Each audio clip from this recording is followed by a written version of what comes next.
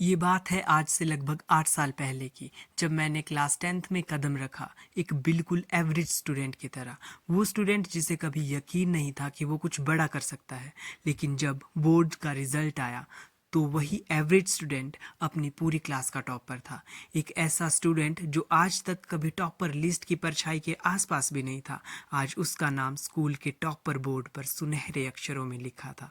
अगर आप भी खुद को एक एवरेज स्टूडेंट मानते हो और अगर आपको 1% भी ये बात फील होती है कि काश मैं भी अच्छे मार्क्स ला पाता या टॉपर बन पाता, तो इस वीडियो को एंड तक देखना। आज मैं आपसे वो किताबी बातें नहीं करूँगा, बल्कि अपना पर्सनल एक्सपीरियंस, अपनी हैबिट्स और अपनी वो गलतियाँ शेयर करूँगा जिनसे सीख कर आप भी ना सिर्फ अच्छे मार्क्स ला सकते हो, बल्कि अपने पेरेंट्स और टीचर्स को प्राउड फील करवा सकते हो। तो आओ मेरे साथ अपनी ज़ीरो टू हीरो जर्नी की शुरुआत करो। सबसे पहली बात, टॉपर बनने के लिए 24 घंटे पढ़ना ज़रूरी नहीं है, ज़रूरी है सही तरीके से पढ़ना। मैंने अपनी तैयारी में एनसीईआरटी को अपनी बाइबल मान लिया था। लोग रेफरेंस बुक्स के पीछे भागते हैं, पर यकीन मानो बोर्ड का असली पेपर एनसीईआरटी की लाइनों के बीच से ही निकलता है। So focus on the basics first. Number 2, मैंने नोट्स मेकिंग किया। मैंने जो टीचर्स हमें पढ़ाते थे उनको अच्छे से कॉपी में लिखा और फाइनल पेपर के टाइम वही नोट्स मेरा सहारा बने। Number 3, consistent routine.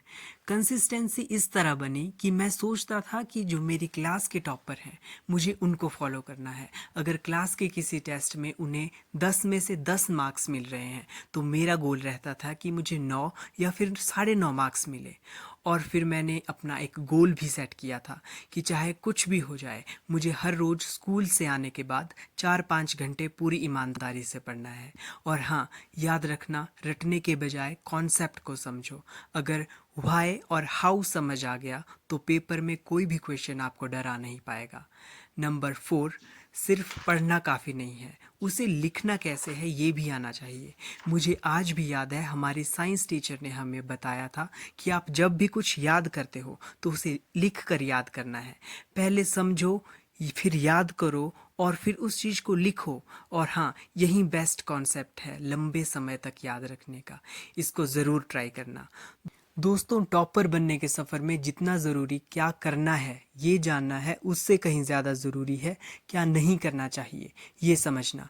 मैंने अपने साथ के कई ब्राइट स्टूडेंट्स को देखा है जो सिर्फ इन 2 गलतियों की वजह से पीछे रह गए।